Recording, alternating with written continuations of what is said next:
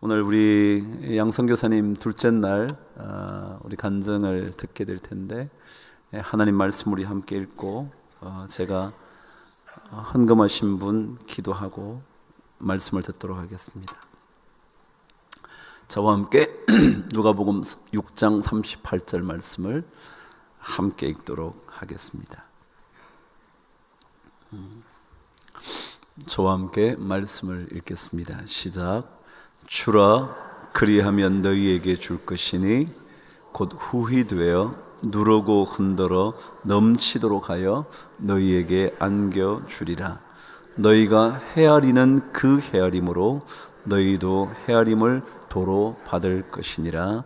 아멘. 우리 한번 기도하고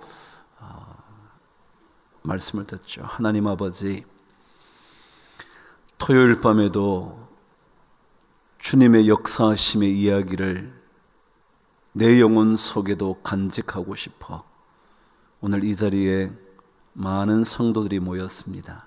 하나님 아버지, 역사하시는 하나님, 우리의 삶에도 우리의 가정에도 우리가 꿈꾸는 그 일에도 주께서 세우신 이 거룩한 교회 위에도 그 역사하심이 꼭 나타나게 하여 주셔서 주의 역사하심을 구하는 자마다 그 역사를 체험할 수 있도록 축복하여 주시옵소서. 오늘도 주께서 세우신 일꾼을 통하여 하늘의 메시지를 들려주실 때 우리의 영혼은 그 말씀 속에 깊이 침잠하게 하여 주셔서 말씀이 움직이는 것을 깨달아 알 수 있도록 주께서 도와주시옵소서. 양성교사님의 입술과 말씀을 붙드셔서 권세 있는 하늘아버지의 음성이 되도록 성령께서 역사하여 주시옵소서. 우리가 무엇을 말할까 염려하지 말라고 말씀하셨고 성령으로 말씀하신다 주께서 말씀하셨사오니 우리 모든 성도들도 성령 안에서 하늘아버지의 음성을 꼭 새겨듣도록 축복하여 주옵소서. 오늘도 주님 앞에 귀한 예물을 드린 성도들이 참 많습니다. 하나님 아버지, 우리의 가슴 속에 후히 드리고 싶은 거룩한 열망이 늘 풍성하게 하여 주셔서 헤아리면서 드리는 인생 되기보다 주께 넉넉히 인색하지 않은 마음으로 드리는 귀한 성도들 다 되게 하여 주시옵소서. 드릴 때마다 주께서 약속하신 대로 누르고 흔들어 넘치도록 하여 우리에게 안겨주시겠다고 약속하신 그 약속 우리의 것이 꼭 되게 하여 주시옵소서. 오늘 밤을 주께서 역사하여 주실 줄 믿으며 예수 그리스도 이름으로 기도드리옵나이다. 아멘. 우리 선교사님 나오실 때 큰 박수로 우리 환영하실까요?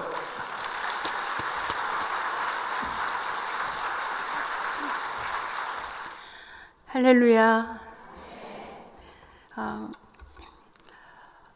매일매일 하나님의 말씀을 듣기 위해서 또 알기 위해서 또 아침마다 새벽기도에 나와서 또 말씀을 듣고 또 큐티 묵상을 통해서 하나님 말씀을 이제 듣기도 하죠. 그런데 특별히 이 새해가 되면 한 해를 붙들고 살 수 있는 그 하나님께서 어떤 말씀을 주실까 더 큰 기대를 가지고 말씀을 보잖아요.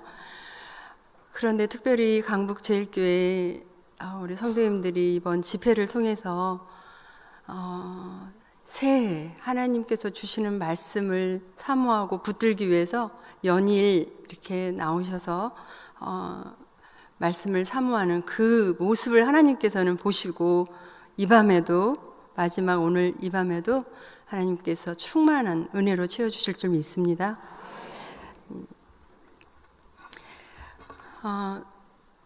많은 분들이 저에게 이렇게 질문하는 게 있어요.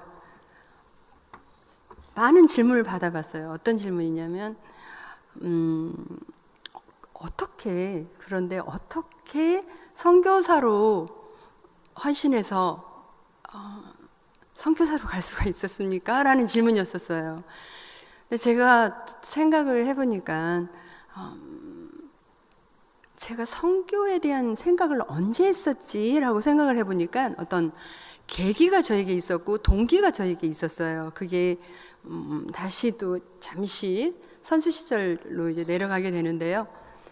어제 혹시 뭐 참석하신 분들은 들으셨겠지만 저는 86년 아시안 게임에 이제 뭐 그 예상치도 않았던 남녀 모두가 중국을 이기고 금메달을 땄다는 말씀을 드렸었어요.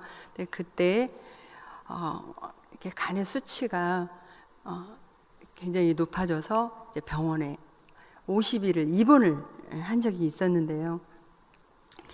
그때 86년 이때는 한국과 중국이 수교할 때가 아니었어요. 마치 지금 북한의 문이 열리면 북한 선교를 하기 위해서 기다리고 있고 기도하고 있는 그런 많은 사람이 있는 것과 같이 그 당시는 중국의 문만 열리면 중국 선교를 하겠다라고 하는 그런 사람들이 기다리고 있는 그런 때였었어요. 그런데 제가 국가대표가 되면서 이제 사실 그때는 중국하고 수교가 되지 않았지만 뭐 훈련을 하러 간다든지 온다든지 했을 때는 그 타이완, 대만 선수들을 많이 접촉하게 됐어요. 근데 중국 선수들을 접촉하게 된 건 이제 제가 선수 시절 때 경기를 하면서 반복해서 자꾸 이제 보는 그런 선수들에게 이제 전도지를 나눠주고 이제 그런 시기가 있었는데, 그러다 보니까 제 마음에 이런 소망이 있었어요. 이제 한국에서 중국어도 좀 배우고 싶은 그런 마음에 시도도 해봤었는데 이게 결코 쉽지가 않더라고요. 그래서 하다가 또 포기를 한 적도 있었는데, 제가 병원에서 입원을 50일을 이제 했다고 그랬잖아요. 30일쯤, 한 달쯤 했었을 때 이런 소문이 들렸어요. 중국 심천에서 아시아 선수권 대회가 있다라는 얘기가 이제 들려온 거예요. 저는 닝게를 맞고 이제 간의 수치를 내리기 위해서 닝게를 맞고 안정을 취하고 있는 그 시기에 그 소문을 듣게 된 거예요. 너무나 제가 가서 중국 선교를 해보고 싶었고 전도지라도 나눠줘보고 싶었던 그 마음이 있었는데, 지금 병상에 있는데 그 시합이 곧 있다는 거죠. 그런데 그 상황에서도 저는 꼭 그 중국을 가보고 싶었어요. 그래서 주치의 선생님께 제가 그 시합을 좀 출전하고 싶다라고 말씀을 드렸더니 막 저에게 지금 안정이 필요하고 이 간 수치를 내려야 되기 때문에 무리를 해서는 안 된다는 거였어요. 그래서 제가 알지만 그래도 그 시합에 출전해서 모든 시합의 경기를 하지 않겠으니 제가 갈 수만 좀 있게 해달라고 그렇게 말씀을 드렸어요. 그러면서 하는 말이 4종목이 있는데 한 종목만 하고 중간에 돌아와서 다시 입원하겠다라는 그런 조건으로 이제 그 중국을 가게 돼요. 대신 그 주치의 선생님의 조건은 아무래도 불안하니까 제가 병원에서 맞아야 돼야 될 그 닝게르를 싸들고 중국에 가서 맞으면서 하라는 거였어요. 그래서 그렇게 하겠다고 그래서 이제 박스에 닝게르를 싸서 중국에 가서 숙소에서 현지 간호사를 찾아서 이제 닝게르를 맞으면서 이런 생각을 했어요. 내가 지금 중국에 왔는데 어디를 돌아다니면서 내가 가져온 이 전도지를 나눠줄 수 있을까? 그렇게 고민하면서 생각하고 있었어요. 그런데 86년 아시안 게임이 이제 때 한국 남녀가 중국 그 난공불락이라고 하는 그 중국을 이제 이겼잖아요. 그런데 제가 알고 보니까 중국은 그 나라의 국기가, 우리나라는 태권도라고 하더라고요. 근데 그 나라의 국기는 탁구인 거예요. 그래서 2006년도 상해일보의 통계에 보면은 탁구 인구가 250만 명. 그때 인구가 그랬으니까 지금 더 많아졌겠지만 그랬었어요. 그만큼 탁구는 그 나라의 자존심이었던 거예요. 저희가 그 심천이라는 체육관에 시합을 하기 위해서 갔을 때 체육관이 엄청 컸어요. 그런데 그곳에 관중들이 꽉꽉 메어져 있었는데요. 탁구 팬들이 그 탁구를 보기 위해서, 중국이 굉장히 크잖아요. 그러니까 24시간의 기차나 36시간의 기차를 타고 그 경기를 이제 보러 왔던 거예요. 그곳에 그러면서 86년 때 아시안 게임 때 자국 선수들이 한국 선수들에게 결승전에서 패한 모습들을 TV로 봤던 거예요. 저희가 시합이 없었을 때 이렇게 관중석에서 앉아 있으니까요. 한 사람씩 다가오는 거예요. 그래서 왜 오나 하고 보니까 얼굴들을 알아보는 거죠. 이제 뭐 유남규 선수, 그 당시에 자오지민하고 결혼, 중국 선수하고 이제 그때는 결혼을 한 때는 아니고 교제했을 때였는데, 이제 그 안지영 선수, 뭐 현정화 선수, 이렇게 다 이렇게 앉아 있으면 얼굴을 보고요, 알아보고 사인을 받으러 오는 거였어요. 그때 이제 저희 선수들이 다 크리스찬이었기 때문에 이제 가져간 전도지를 다 이제 나눠줬었어요. 근데 그분들이 한 명씩 와서 이제 사인을 받는데, 그때 이때 가져간 전도지를 좀 주면 좋겠다 이런 생각이 들었어요. 그래서 사인을 해주고 그 위에다가 가져간 중국 전도지를 이렇게 포개서 나눠줬어요. 근데 이 사람들이 이렇게 사인은 알겠는데 무슨 책자를 하나씩 이렇게 얹어주니까 마치 선물을 받은 모양 굉장히 기뻐했어요. 그리고 가서 다시 돌아가서 그 동료들, 같이 온 동료들인 것 같아요. 뭐 소문을 냈는지 갑자기 우르르 몰려와서 줄을 쓰기 시작했어요. 그 책을 받겠노라고 줄을 쓴 거예요. 그래서 사인을 해주면서 한 사람씩 가져간 전도지를 다 이제 나눠주면서 제가 그 모습을 보면서 그때 이런 생각을 했어요. 이렇게도 선교할 수 있는 거네. 이렇게도 선교할 수 있는 거라면 나는 은퇴를 하고 나서 탁구를 통해서 선교해야지. 이런 생각을 한 적이 있었어요. 하지만 제가 정말 선교사가 되겠다고 정식으로 선교 훈련을 받고 남편을 따라서 선교지에 간다라는 것은 사실 생각을 하지 못했었는데, 그런 어떤 선교에 대한 이제 동의가 있었던 거예요. 근데 제가 그때 사랑의 교회 청년부를 다니고 있었는데요. 저는 이렇게 예배에 나와서 뭐 청년부라든지 이렇게 같이 어울리고 이런 예배를 드린 게 아니라, 참 죄송한 얘기지만 제일 저 끝에서 예배만 드리고 가고 이런 이렇게 상황이었었어요.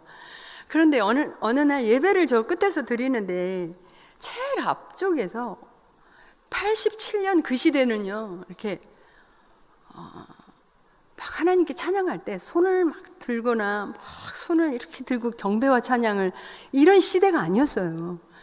그런데 제 뒤에서 예배를 드렸는데 사랑의 교회 청년부들이 상당히 많았어요. 거의 한 200명 정도가 있었는데, 가장 앞에서 어떤 한 청년이, 유독 그 한 청년만 손을 높이 들고 찬양하는 시간에 그렇게 찬양을 하는 거예요. 그래서 뒤에 앉아가지고 그 손 들고 찬양하는 그 청년을 향해서 제가 정말 너무 멋있다. 저렇게 믿음이 좋은 사람이라면 너무 좋겠다 라고 생각했으면 얼마나 좋았겠어요. 그런데 제가 저 뒤에 앉아가지고요, 어떻게 생각했냐면 정말 유별나게 예수 믿네. 저렇게 꼭 티를 내고 예수를 믿어야 되나? 그렇게 이제 비판하는 생각을 했었어요. 근데 그 형제가 오늘날 저희 남편이 될 줄 누가 알았겠어요. 이 청년은 이제 그 당시에 그 연합뉴스 국제부의 기자로 이제 일을 하고 있었어요. 그런데 이렇게 취재하고 하는 그런 기자가 아니고 번역하는 기자였어요. 한국 뉴스를 영문을 번역해서 해외로 보내는 일을 6년 동안 한 거예요. 그때는 왜 하나님께서 그 일을 시키셨는지 알지 못했었어요. 예배소서 4장 7절에 보면은 이런 말씀이 있어요. 하나님께서는 우리 각 사람에게 그리스도께서 나누어 주시는 선물의 분량을 따라 은혜를 주셨습니다. 이런 말씀이 있는데요. 사실 저는 이 말씀을 제가 알기 전까지만 해도 저는 어떤 생각을 했었냐면요. 그러니까 하나님께서 우리에게 여러 가지 선물을 주셨는데, 뭐 구원, 성령님, 또 고린도서에 나오는 여러 가지 은사, 뭐 섬기는 은사, 가르치는 은사뿐만이 아니라 각 사람에게 주신 어떤 또 재능과 탤런트가 있잖아요. 그런데 그게 저는 이 말씀을 알기 전까지만 해도 저는 탁구를 제가 다른 동료보다 잘났기 때문에, 제가 더 뛰어나기 때문에 탁구를 잘하는 줄 알았어요. 그런데 제가 이 말씀을 알고 나서부터는 그게 아니라는 것을 알게 됐어요. 이거는 각 사람에게 주시는 탤런트가 달라서 하나님께서 주시는 그 탤런트, 선물이라는 것을 알게 된 거예요. 지금 제가 꿈나무나 뭐 청소년 지도자도 하고 있지만 아무리 정말 열심히 노력을 해도 안 되는 선수가 있어요. 안타깝게도 이제 그런 선수를 보면 정말 참 재능이 없는 선수들도 이제 보게 되는데, 하나님께서는 그런 재능을, 탁구라는 재능을 저에게 선물로 주신 거예요. 그런 것처럼 저희 남편을 봤을 땐 이 번역이라는 것을 하나님께서 재능으로 이제 주신 거라는 것을 선교지에 가서 알게 됐어요. 97년도에 저희는 이제 선교사로 나갔는데요. 97년도에 저희가 선교사로 나가기 전에 저희 이제 남편이 그 연합뉴스에 이제 다 내려놓고 또 선교 훈련을 이제 받고 또 신학도 공부를 좀 하면서 준비를 하고 이렇게 했었는데, 그 선교 훈련을 받으면서 이런 생각이 들었어요. 저희 남편은 회사에 다니면서 그 예수전도단 훈련을 받았다는 거예요. 예수전도단 훈련을 받을 때 이런 훈련을 받았대요. 아무것도, 그냥 정말 아무것도 가지지 않은 채 하나님께서 공급해 주시는 그러한 체험을 했을 때 굉장히 행복하고 뿌듯했다는 그런 귀한 체험을 했다라는 얘기를 제가 듣게 되었어요. 그런데 정말 저도 그런 체험을 좀 해보고 싶었어요. 하나님께서 그냥 공급해 주시는 것을 받으면서 생활해보고 싶은 이런 생각이 들었어요. 그래서 저 그 선교지에 나갈 때 뭘 그러면 내려놓고 갈 수가 있을까? 뭘 이렇게 좀 드리고 주고 이게 갈 수가 있을까? 이런 생각을 하다가 이제 체육연금을 받는 것이 있기 때문에 그 연금을 그러면은 이제 다른 곳에 선교 단체에 이제 돌려놓고 가면 좋겠다 이렇게 해서 하고, 또 이제 그 당시에 있었던 뭐 전세금이나 이런 것들을 좀 다 이제 선교 단체에다가 놓고 그리고 선교지를 떠났어요. 정말 하나님께서 공급해 주시는 것으로만 살아보자라는 마음을 가지고 이제 가게 된 거예요. 뭐 사실 결론부터 말씀드리면 정말 부족함 없이 하나님께서 채워주시는 그런 은혜로 이제 선교지에서 지냈고, 또 강북제일교회 우리 성도님들께서 교회에서도 또 성경 번역하기 위해서 또 지금까지도 지원을 하고 계시고 하는 그런 은혜가 있는데요.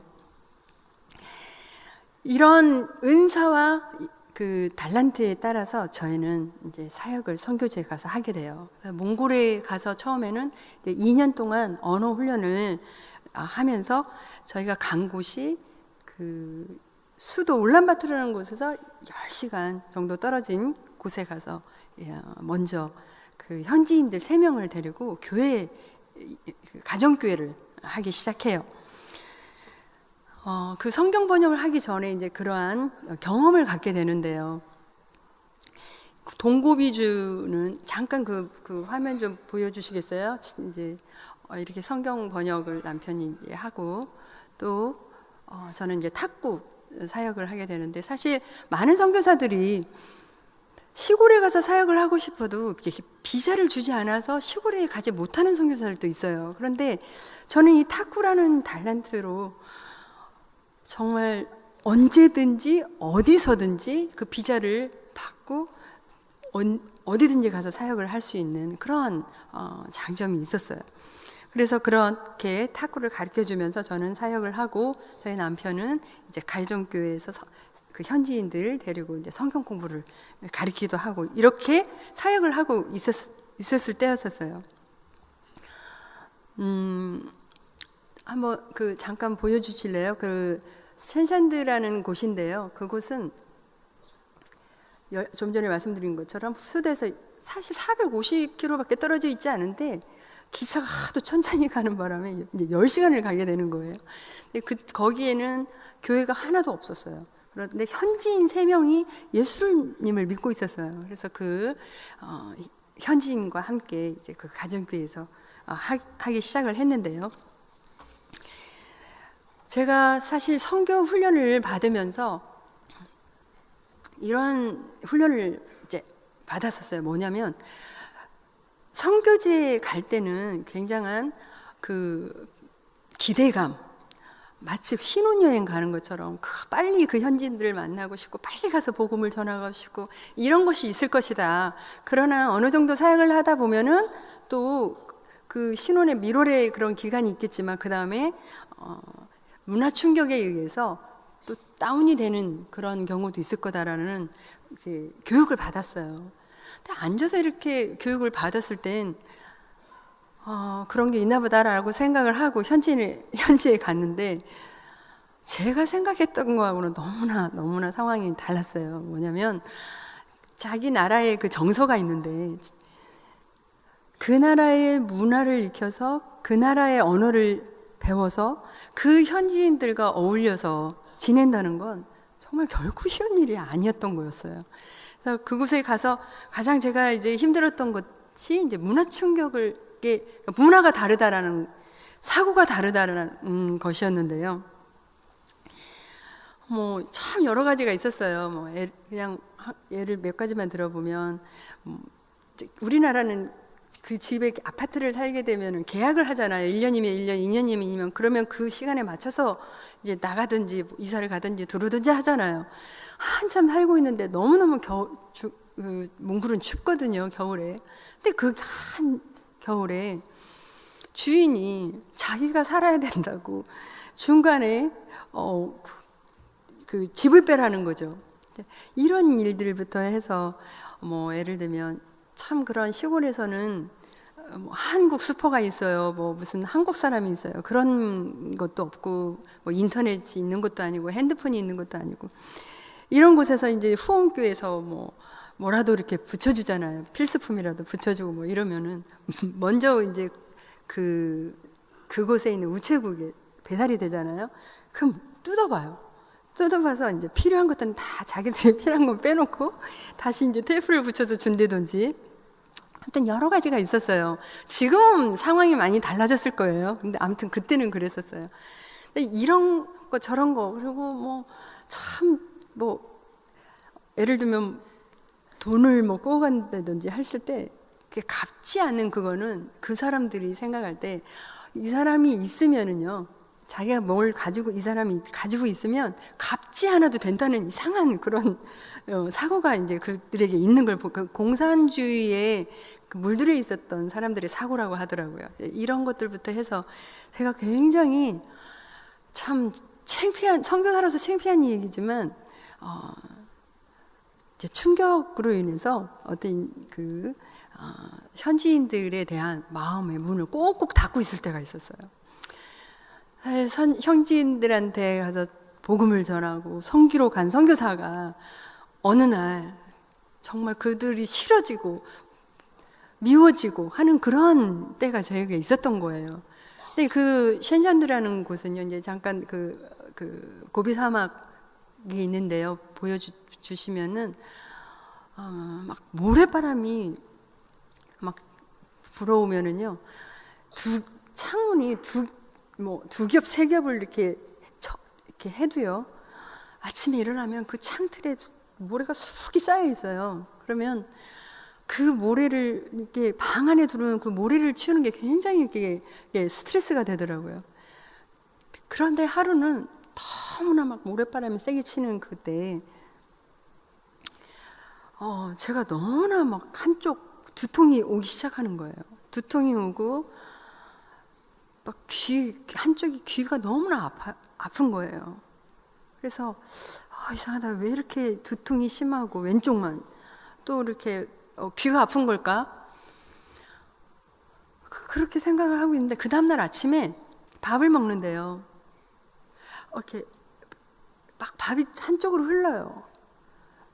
한쪽으로 흐르고, 그리고 눈을 감고 싶어도 한쪽이 안 감기고, 또 웃어도 한쪽이 안 움직이고, 이게 왜 그러지? 마치 치아가 너무 이렇게 통증이 심하면 이런 걸까 이제 싶어서, 저희가 다 그 수도에 그 연세병원이 있었어요. 한목연합한 병원이 있었기 때문에 다시 10시간의 기차를 타고 그 병원을 먼저 가봤어요. 치과에 갔더니 이상이 없다는 거예요.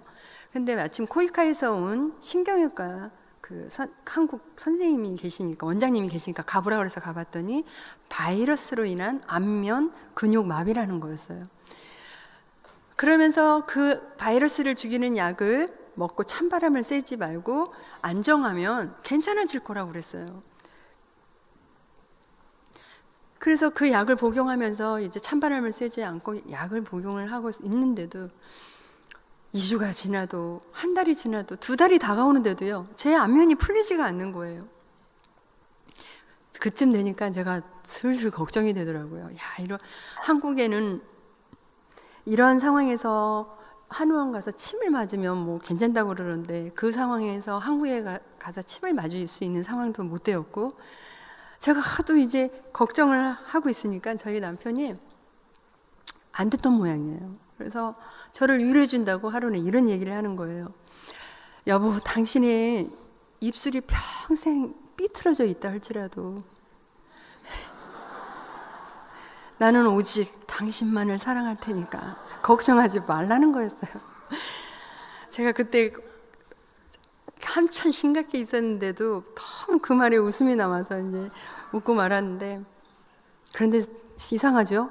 그 말이 하나도 위로가 안 되는 거예요. 아침에 일어나서 말씀을 큐티를 하는데요, 하나님께서 이 말씀을 주셨어요. 고린도후서 1장 4절에 무슨 말씀이 있었냐면, 우리의 모든 환난 중에서 우리를 위로하사 우리로 하여금 하나님께 받은 위로로서 모든 환난 중에 있는 자들을 능히 위로하게 하시는 이시로다. 제가 이 말씀을 묵상하는데 하나님께서 마치 이렇게 말씀하시는 것 같아요. 내가 지금 환난을 받고 있는 거는 너가 그동안 하나님께 받았던 은혜와 사랑과 위로를 받았던 그 위로를 생각해봐라. 그 하나님께 받은 그 위로를, 위로가 필요한 다른 사람에게 줘야 되는 거야. 그렇게 말씀하시는 것 같았어요. 제가 이 말씀을 보면서 갑자기 정신이 번쩍 들었어요. 선교사가 선교지에 가서 복음을 전하고 선기로 간 선교사가 문화 충격에 의해서 정말 어느 날부터 그 현지인들을 보고 싶지도 않고 보기가 싫어지고 마음의 문을 꼭꼭 닫고 있는 내 자신을, 내 모습을 보니까 한심하기 짝이 없는 거예요. 너무 하나님 앞에 죄송하더라고요. 제가 어떤 생각을 하면서 살아왔나 생각을 해보니까는요, 저는 한 영혼이 귀해서 한 영혼을 귀하게 생각하는 정말 그런 마음을 가지고 그 선교지에 온 것이 아니고요, 내가 이 사람이 사랑할 만하면 사랑했고요, 이 사람이 섬길 만한 사람이면 섬겨 섬기고 싶어. 이러한 마음으로 제가 선교지에 왔더라고요. 그때부터 저는 이제 저희 교회에 나오는 그 성도들의 집을 이제 방문했어요. 방문해 보면서 이 성도님들의 아픔은 뭐지? 기도 제목은 뭐지? 그래서 가서 이제 기도 제목도 나눠보고 또 그들을 위해서 아픔도 들어주고 위해서 기도도 해주고 그러한 시간을 가졌어요. 근데 한 집을 방문하게 됐는데 이 집은 저희 교회를 나오면서 이렇게 목발을 짚고 나온 며느리와 이제 남편이 있었어요. 그런데 그 집을 가보니까요, 전 처음으로 그 집을 방문했지만 단칸방에, 정말 창문도 없는 단칸방에 자녀들과 함께, 노부모와 함께, 노모와 함께 6명이 살고 있는데요, 전기도 나오지도 않고 물도 나오지 않는 그런 곳에서 그렇게 살고 있더라고요. 이거는 이제 이 장면은 나중에 장면이에요. 그런데 그곳에 가서요, 보니까 할머니가 이렇게 편찮을 계셨어요. 자세히 보니까요, 배가 이렇게 불러 있었어요. 저는 저희 집안의 내력에 간이 이렇게 좋지 않아서 저희 어머니도 오빠도 언니도 다 간암으로 이제 먼저 하늘 천국에 가셨기 때문에 그 배에 복수가 찬 걸 제가 알고 있는데, 이렇게 그 할머니가 마치 복수가 차 있는 것처럼 보였어요. 근데 아닌 게 아니라 그렇게 이게 암으로 편찮을 계셨던 거예요. 그래서 제가 이런 생각이 들더라고요. 야, 정말 평생 이렇게 찢어지게 가난하게 살면서 이렇게 몸이 아파가면서 예수님도 모른 채 천국에 가지도 못한다면 이건 너무나 불공평한 것이 아닐까라는 생각이 들었어요. 그래서 그 할머니께 이제 전도를 하려고 하는데 그 집에 불상이 이렇게 있는 거예요. 물론 그 몽골은 남아불교이기 때문에 대부분의 집들에 어떤 불상이 있고 뭐 부적들이 붙여 있고 뭐 이러긴 했지만 그 집에 커다란 어떤 이제 그런 불상 같은 게 있었어요. 그래서 제가 저 불상을 이제 치우셔야 된다, 버리셔야 된다, 저 불상이 할머니를 지켜주지 못한다 하면서 이제 예수님에 대한 복음을 전하고 그 할머니가 예수님을 영접을 했어요. 그 다음날 갔더니 그 이제 불상이 치워져 있더라고요. 그리고 조금 시간이 지난 다음에, 아닌 게 아니라 이 할머니께서는 예수님을 영접하고 천국에 가시게 되었는데요.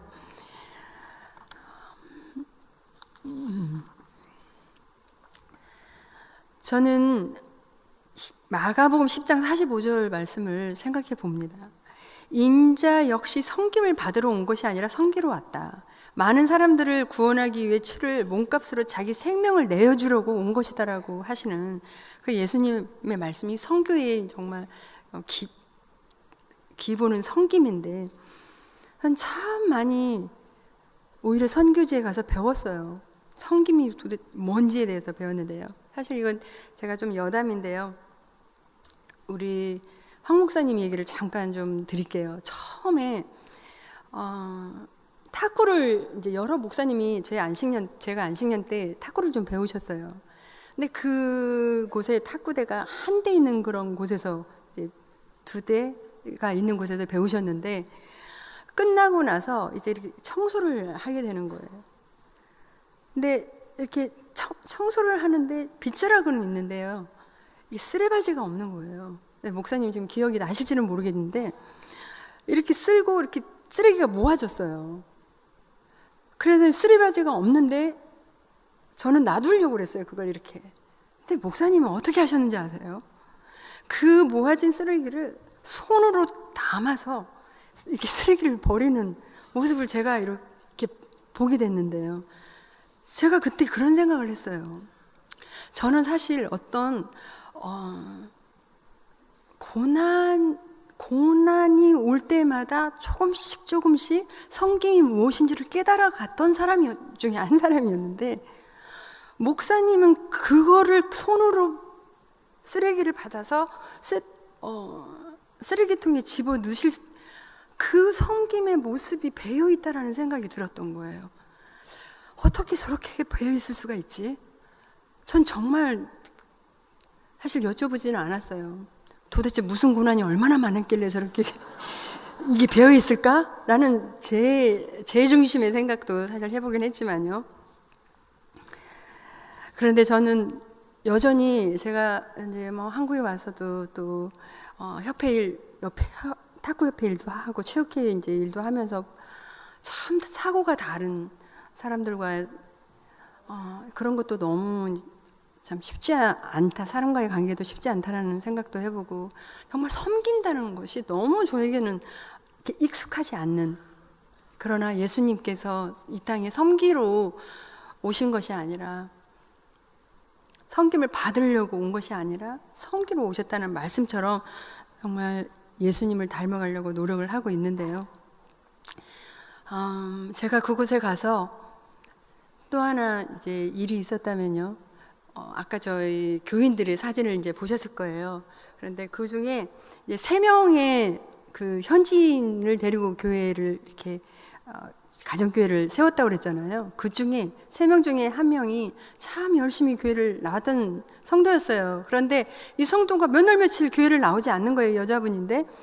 그래서 이 자매가 이럴 분이 아닌데 싶어서 그 집에 남편과 함께 같이 갔어요. 방문해 봤어요. 근데 이 자매가 굉장히 아파 있었어요. 누워가지고 어느 정도 아파 있냐면 너무너무 두통이 시달려서 물도 마시지 못한 채 3일째 누워 있다는 거예요. 그래서 왜 그러냐고 물어봤어요. 어쩐지 자기도 모르겠대요. 몽골 그 시골 의사가 집에 다녀가기도 했지만 도대체 병명이 뭔지 모르겠대요. 감기 걸렸냐 했더니 그것도 아니래요. 그런데 이 자매가 뭐라고 말하냐면요. 사실은 자기가 믿지 않는 남편을 따라서 절에 가서 어떤 부적을 사왔대요. 부적을 사서 이렇게 자기 집에다 놓고 그걸 보는데 이런 생각이 들더래요. 내가 하나님을 믿는 사람인데 우리 집에 이런 부적들이 있으면 안 될 텐데 라는 생각이 들으면서 내가 이거 빨리 태워버려야 되겠다는 생각을 했대요. 내가 이걸 없애야 되겠다고 생각한 그날 너무너무 두려움이 찾아오더래요. 마치 내가 이 부적을 태우면 우환이 찾아올 것 같은 그런 두려움이 있더라는 거예요. 그래서 무서워서 태우지 못하고 있었는데 보니까는 영적 전쟁을 하고 있는 거였었어요. 태우지도 못하고 그리고 갈등하고 계속 그렇게 싸우고 있는 상황에서 두려움에 그 자매가 있는 그런 상황에서 물도 마시지 못하고 있었는데요. 저희가 가니까 그 부적들을 내놓으면서 대신 좀 태워달라는 거였어요.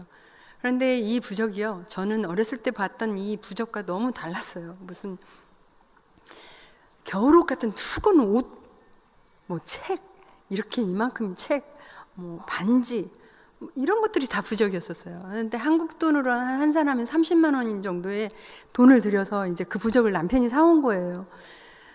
한국 돈 30만 원 정도의 몽골 돈은 그 당시는 굉장히 큰 돈이었어요. 그래서 그 나라에 그 자매가 일해서 받는 그 월급이 10만 원도 채 되지 않았기 때문에 굉장히 큰 돈이었어요. 그 자매가 그 부적을 내놓으면서 이제 태워달라고 그래서 저희가 그러지 말고 함께 가서 우리 나가서 이 부적을 태우자. 근데 이 자매가 뭐 너무너무 힘이 없었어요. 물도 마시지 못해. 그래서 부축해서 이제 한쪽에 나가서 그 부적을 태우기 시작했어요. 저희 동네가 넓지가 않았어요. 그러다 보니까 저희 교인들도 오며 가며 뭐 하고 있냐고 그래서 부적을 태우고 있다고 하니까 가더라고요. 가더니 잠시 후에 나타났는데 왜 그런가 하고 보니까 자기들도 교회는 나오고 있지만 집에다 그렇게 놔뒀던, 감춰놨던 이런 부적들이 있었던 거예요. 그걸 가지고 용기를 내서 이제 가지고 이렇게 태우고 있는 그 불 속에 다 집어넣고 둥그렇게 둘러 앉아가지고 부흥이라는 찬양이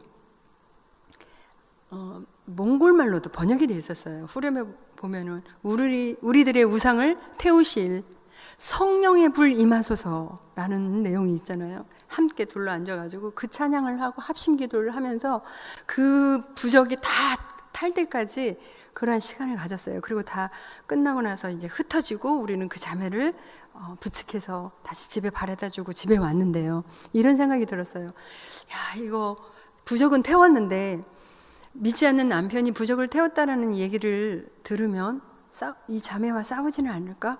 혹시 때리지는 않을까? 이 몽골 이 사람들이 참 부인들을 많이 때리기도 하고 술도 많이 먹고 이제 이러는데 그런 걱정이 들었어요. 그래서 그 다음날 아침에 이 집을 다시 가본 거예요. 갔더니 이 자매가요.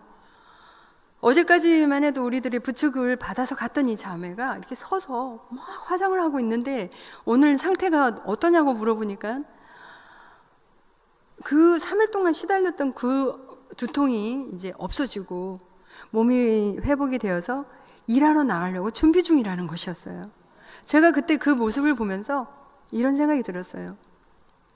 정말 하나님께서는 우리가 가지고 있는 우상을 버리고 태울 때 정말 이렇게 놀랍게 역사해 주시는구나.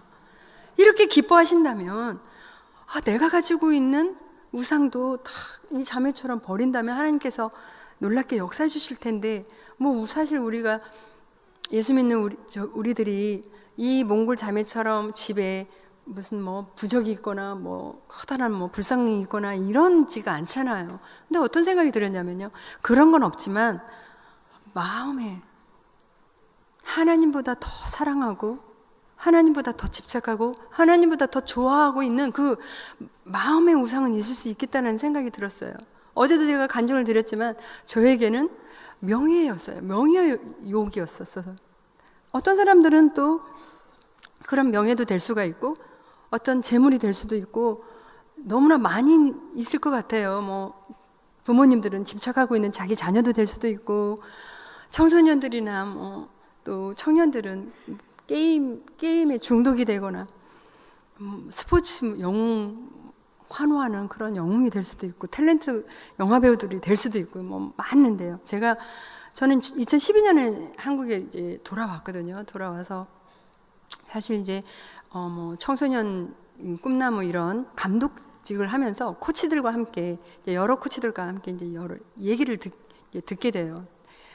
그런데 참 아직도 이런 미신을 믿는 게 있구나라는 생각을 한 게요. 저희 코치 중에 한 사람이 이런 얘기를 해요. 자기 선수들이 시합을 하는데 지고 있더래요. 그래서 지나보다 하고 이제 갑자기 손을 코에다 이렇게 얹어봤대요. 얹어서 이렇게 있는데 이기더라는 거예요. 근데 이게 내렸더니 지더래요. 그래서 시합을 끝날 때까지 계속 코에다가 손을 얹고 있었다는 거죠. 제가 참 너무나 그 얘기를 들으면서 참 안타까웠어요. 아직도 이런 미신을 믿고 있는 사람이 있구나. 한국에 와서 제가 여러 번 이제 이사를 하면서요. 처음 들어봤어요, 저는. 이삿짐에다가 전화를 했더니요. 어떤 날은 더 비싸고 어떤 날은 더 싼 날이 있더라고요. 이사하기 좋은 날이 있고 이사하기 안 좋은 날이 있더라고요. 세상에 저는 정말 이게 이 시간만 맞으면 그 싸다고 하는 이사하기 안 좋은 날을 전 택해서 이사 가고 싶은데 아니 하루하루가 하나님께서 우리에게 주신 날이 얼마나 귀하고 복된 날인데 어떤 날이 좋은 날이 있고 어떤 날이 안 좋은 날이 있냐고요. 많은 사람들이 물론 결혼하기가 어떤 날이 좋고 안 좋은 날도 이런 것도 있고 참 사주 팔자 이런 것도 많이 보는 분들도 계시겠지만 요한복음 8장에 그런 말씀이 있죠. 진리가 너희를 자유케 한다는 말씀이 있잖아요. 우리는 그렇게 사탄에 매여서 두려움에 매여서 있는 그러한 사람들이 아니라 예수 그리스도 이름으로 선포하고 나아갈 때 하나님께서 주시는 그 능력으로 살아가는 우리들인데 정말 그렇게 미신에 매여서 사탄에 매여서 두려움에 매여서 사는 사람이 아닐 텐데요. 우리가 그렇게 하나님의 능력을 맛보고 살기 위해서는요. 이 몽골 자매처럼 우리가 가지고 있는 우상을 태우고 버릴 때 하나님께서 놀랍게 역사해 주신다는 거예요. 혹시 우리 삶에는 하나님보다 더 집착하고 더 사랑하고 더 시간을 많이 소모하고 있고 하는 그 어떤 무엇이 있는가요? 저는 한국에 돌아와서 채널이 한국에 이렇게 많은 채널이 있는 걸 보고 놀랐어요. 정말 하루 채널 500개가 넘는 그런 채널을 돌려가면서 하나님이 없이도 즐겁게 살 수 있는 나라가, 그런 문화가 되었구나, 이런 생각이 들었었어요. 한일 교류전에 갔는데 저희 일본 감독이 저에게 이런 얘기를 해요. 내가 한국에 돌아가면 자기 부인이 한국에 갈 때는 좀 만나달래요. 그래서 그래 만나겠다고. 근데 왜 오는데?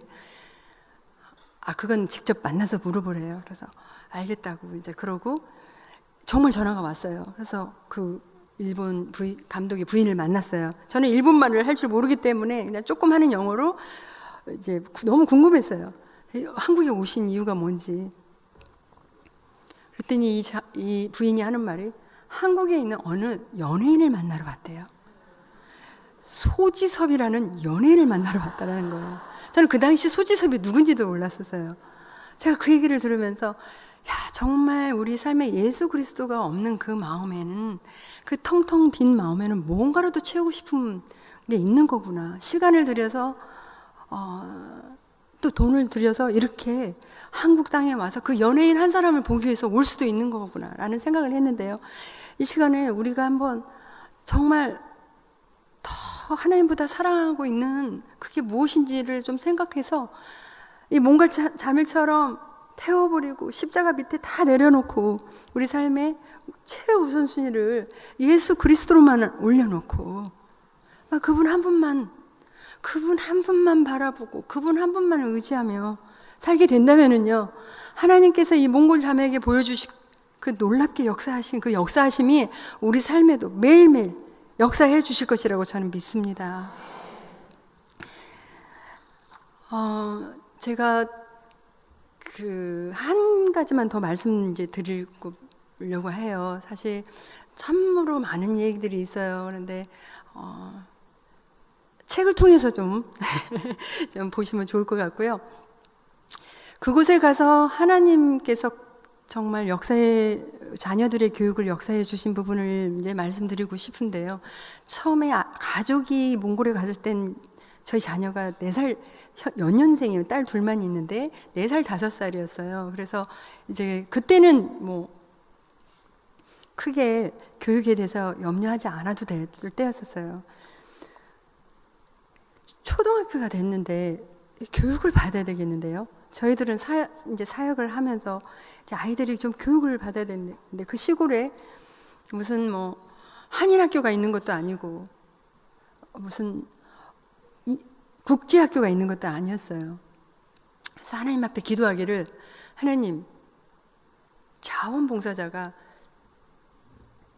홈스쿨을 할 수 있는 그런 자원봉사자가 좀 올 수 있게 해주세요라고 이제 기도를 드렸어요.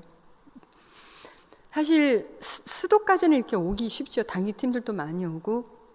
그런데 10시간 기차를 타고 그곳을 방문해 준다는 건 결국 쉬운 일이 아니었는데, 어느 자매가 유치원 했던 이제 교사래요. 오랫동안 유치원했던 그 교사가 자녀들을 맡아주겠다고 자원해서 신샨드라는 곳에 왔어요.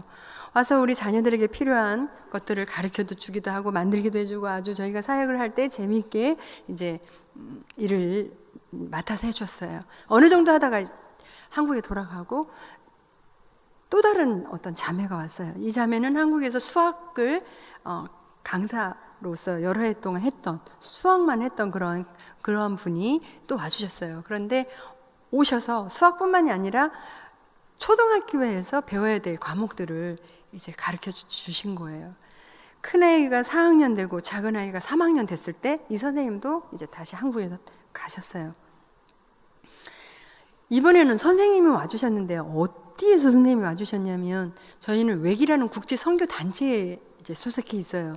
그래서 후원교회도 저희 교사가 필요합니다라고 기도 제목을 보내지만 저희 웩이라는 선교 단체가 영국이 본부였어요. 지금은 이제 싱가포르로 옮겼지만은요. 그곳에도 저희 기도 제목을 보냈는데, 이번에는 영국에서 저희 기도 제목을 받던 영국인이 여자분인데 이제 결혼하지 않은 그 여자분이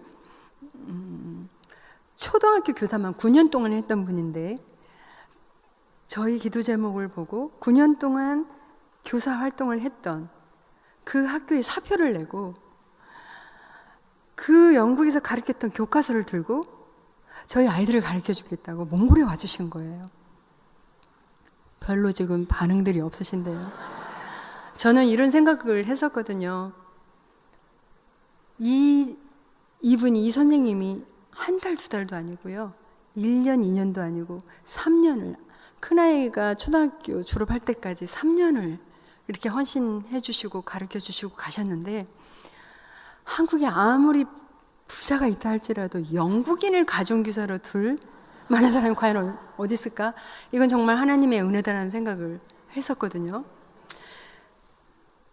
이 선생님이 2012년도에 이제 저는 런던에서 그 올림픽이 있었기 때문에 SBS 해설자로 이제 런던에 가서 오랜만에 연락을 했어요. 연락을 해서 이제 선생님과 만났어요. 그래서 너무 궁금했어요. 선생님 요즘은 어떻게 지내고 계시는지 이제 여쭤봤는데, 그 학교에 사표냈던 그 학교에 다시 복직해서 교사로서 활동을 하고 계시다는 얘기에 너무너무 감사했고 너무 기쁘고, 정말 저는 평생 그분을 잊지 못할 은인인 선생님인 거예요. 그런데 이제 아이들이 중학교를 가야 되겠는데, 이번에는, 그때는 어디 있었냐면 성경 번역을 하기 위해서 저희 남편이 내몽고에 있었어요. 내몽고에서 있었는데, 그것도 한인학교가 있는 것도 아니고 이제 그 국제학교 있는 것도 아니었어요. 그래서 하나님 앞에 기도하면서 소문을 듣기를 그 대전에 국제학교가 있는데 선교사 자녀에게 혜택을 준다는 얘기를 듣게 돼요. 그래서 그 학교에 가서 교장 선생님하고 인터뷰를 하는데요. 교장 선생님이 뭐 몇 마디 나눠보더니 빨리 시험을 보래요. 몇 학년으로 배치해야 되는지 보기 위해서. 그 다음에 저에게 필요한 서류를 막 띄우래요. 야, 이건 마치 입학은 다 되었는데, 다 된 것 같은데, 한국의 국제학교 학비가 너무나 비쌀 텐데 도대체 우리에게는 얼마만큼 혜택을 줄까? 너무 궁금했어요. 그래서 사무실에 가자마자 이 학교의 학비가 얼마인지 물어봤어요. 지금은 엄청 더 비싸졌더라고요. 그런데 그때도 엄청 비쌌어요. 25,000불. 1년에 25,000불, 2명이니까 5만 불. 1년에 한국 돈으로 계산해보니까 환율을 따지면 5,500만 원 정도 들겠더라고요. 야, 이렇게 비싼 학교의 학비를 너무 궁금했는데 교장 선생님은 학비 얘기를 안 하시는 거예요. 할 수 없이 제가 먼저 여쭤봤어요. 저희가 내야 될 학비가 얼마입니까? 이분이 뭐라고 말씀하신 줄 아세요? 네가 내고 싶은 만큼 내도 돼. 그게 10불도 좋고 100불도 좋아. 10불 얼마인 줄 아시죠? 11,000원이에요. 100불 11만 원. 제가 그렇게 말씀하시는 교장 선생님의 그 앞에서 아무 말도 할 수가 없었어요. 마치 하나님께서 교장 선생님의 입술을 통해서 자녀 교육 걱정하지 말고 열심히 일하라고 그렇게 격려해 주시는 것 같았어요. 그렇게 위로해 주시는 것 같았어요. 그래서 저희 큰아이가 중학교 1학년부터 고등학교 3학년까지 6년을, 작은아이가 6학년부터 고등학교 3학년까지 7년을요 정말 작은 학비만 내고 교육을 받을 수가 있었어요. 저는 마태복음 6장 33절의 말씀을 기억합니다. 너희는 먼저 그의 나라와 그 의를 구하라. 그리하면 이 모든 것을 너희에게 더하시리라. 저는 그 체험을 얻고 나서 이런 생각이 들었어요. 하나님께서는 내가 하나님의 일을 하고 있을 때 하나님께서는 내가 걱정하고 염려하는 일을 대신 해주신 거구나, 이런 생각이 들었었는데요. 정말 먼저 그의 나라와 그 의를 구하라라고 하신 이 말씀은요, 사실 뭐 많은 분들이 잘못 생각할 수도 있는 것 같아요. 선교사로 나간 사람처럼 그러면 나도 다 내려놓고 선교지에 나가라는 뜻인가? 라고 생각할 수도 있을 것 같아요. 그런데요, 이 말씀은요, 하나님께서 내 삶을 다스리시도록 우리를 내어달라는 뜻인 거예요. 통치할 수 있도록 내 삶을 내어드리고 하나님께서 옳다고 하는 일들을 행동하고 죄짓지 않고 거룩한 삶을 살고 하나님께 예배를 드리면서 전도하며 선교에 보내는 선교사로서도 좋고 기도해주는 선교사로도 좋고 선교의 일에 힘쓰는 그러한 그런 삶을 살 때 하나님께서 우리의 삶을 책임져 주시겠다는 그런 말씀인 거예요. 바라기는 먼저 그의 나라와 그 의를 구하는 우리 성도님과 제가 되기를 간절히 소원합니다. 저는 다니엘서 12장 3절에 있는 말씀을 참 좋아합니다. 평생 소원이기도 하는데요. 많은 사람을 옳은 길로 인도한 사람은 별처럼 영원히 빛날 것이다 라는 말씀인데요. 사실 제가 내몽고에 남편이 성경 번역을 하고 있는 동안에 성경 번역을 비밀리에 했기 때문에 제가 전도를 제대로 하지 못했었어요. 또한 중국 안에서는 청소년들에게, 외국인인 청소년들, 어린아이에게 복음을 전하는 것이 법으로 금지되어 있었어요. 그래서 그 내몽고의 선수들을 탁구를 가르칠 때도 복음을 전하지 못하고 이제 탁구만 가르치고 있었을 때였는데요.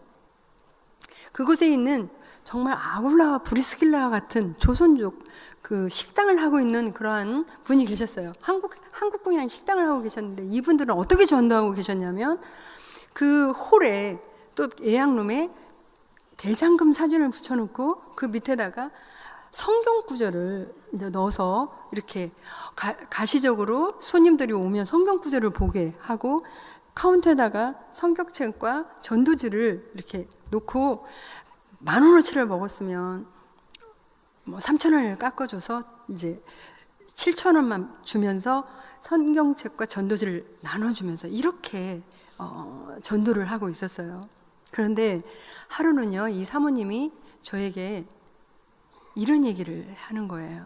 뭐 그때 선교지 중국 안에서는 선교사 뭐 이런 말들이 이제 좀 조심하고 있었을 때니까 저에게는 사모님이라고 이제 불렀었어요. 근데 그 식당 사모님이 저에게 뭐라고 그랬냐면요.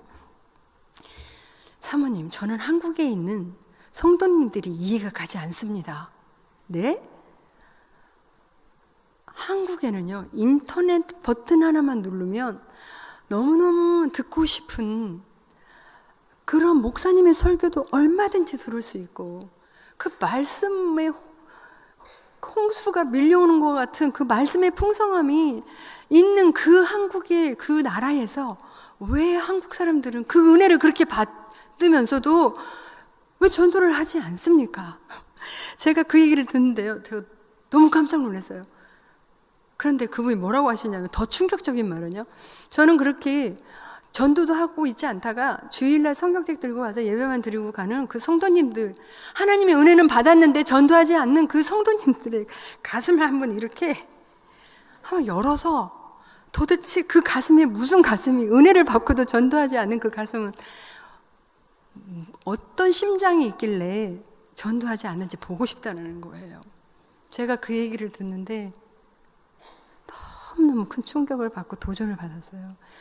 내몽고에 와서 남편이 비밀리에 성경을 번역한다고 이제 있으면서 그 중국 법을 따르면서 전도하지 못하고 있는 그 상황이 도전을 받았고요. 그래서 하나님께 그때부터 기도했어요. 하나님, 저도 전도하고 싶습니다. 하나님, 저도 전도할 수 있게 하나님 도와주세요라고 기도를 드렸어요. 그런데요, 어떤 길이 열렸냐면요,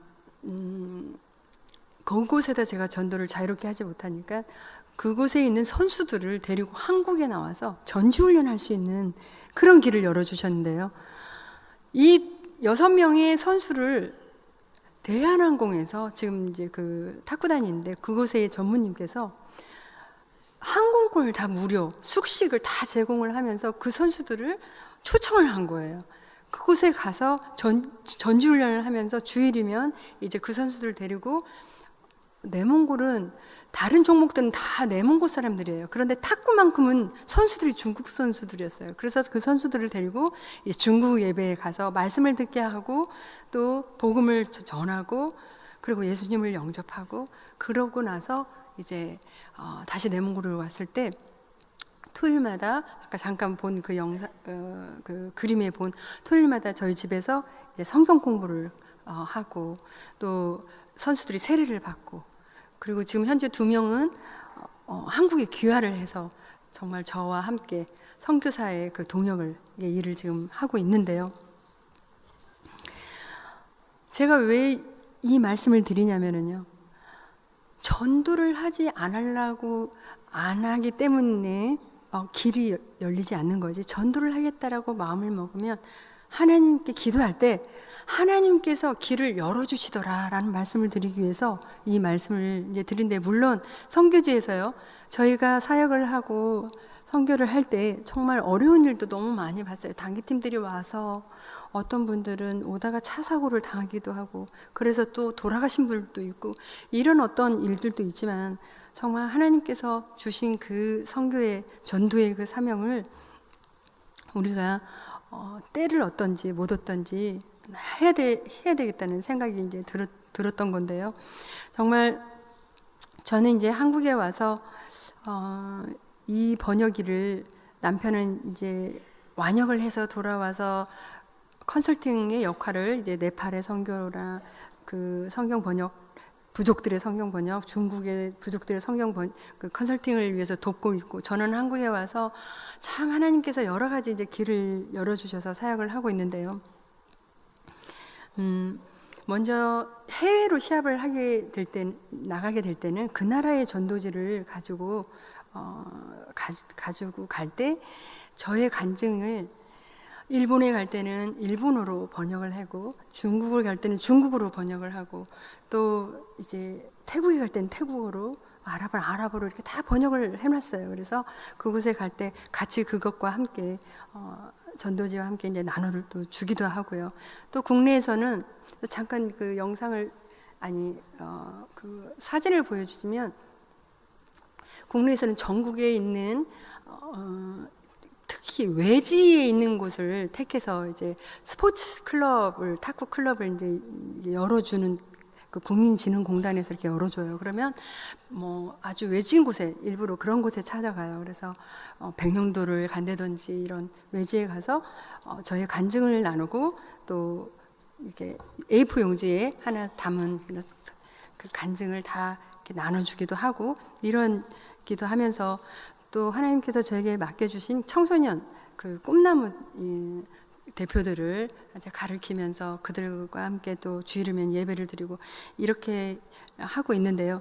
제가 이 일을 할 수 있도록 하나님께서 어떤 또 길을 열어주셨냐면요, 저는 하남에 살고 있는데 하남 종합운동장 안에 탁구 교실을 열 수 있도록, 정말 한 100평 정도 되는 그러한 곳에 또 시장님께서 탁구 교실을 할 수 있게끔 모든 걸 다 지원해 주시면서 이제 탁구 교실을 하고 있고요.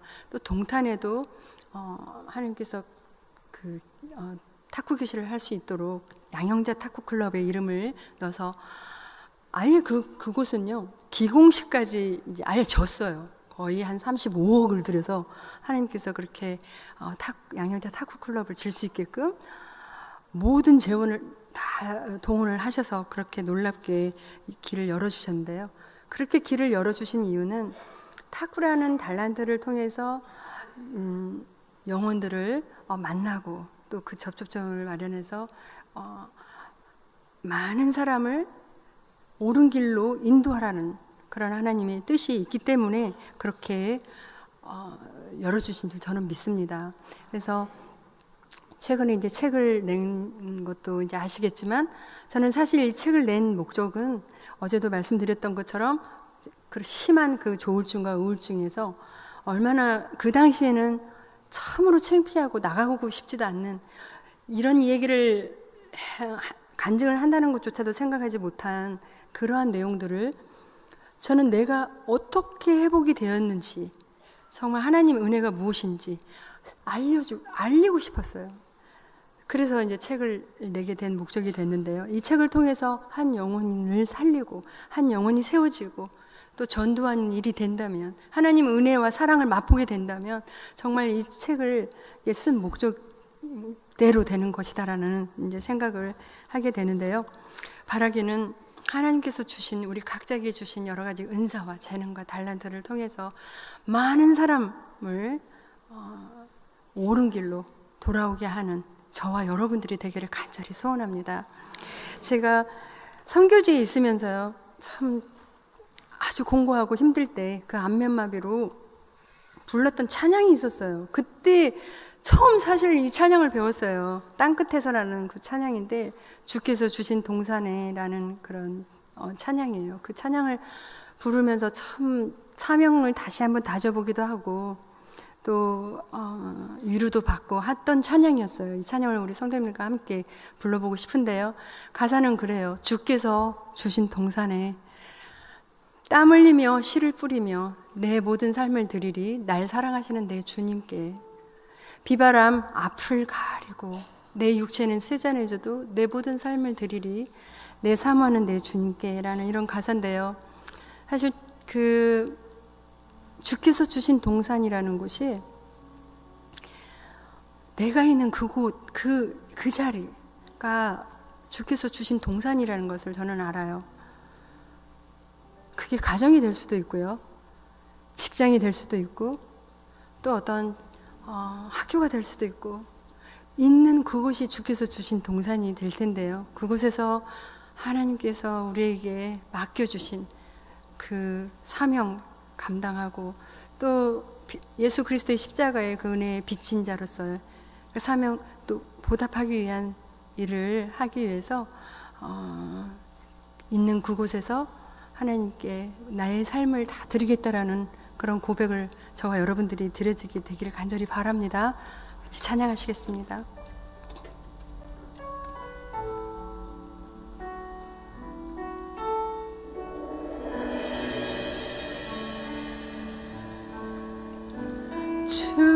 주께서 주신 동산에 땀 흘리며 씨를 뿌리며 내 모든 삶을 드리리 날 사랑하시는 내 주님께.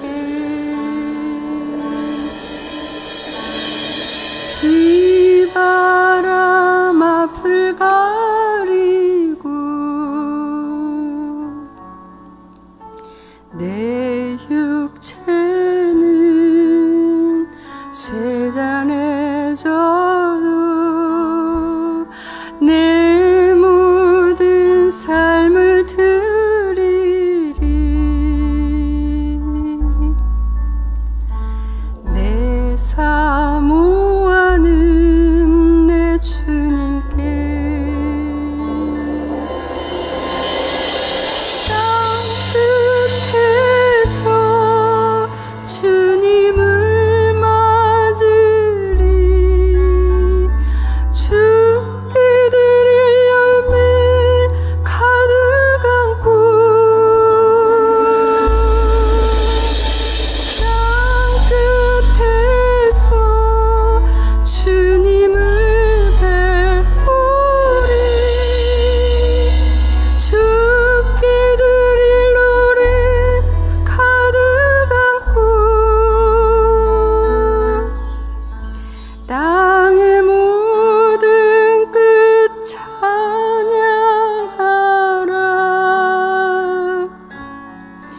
주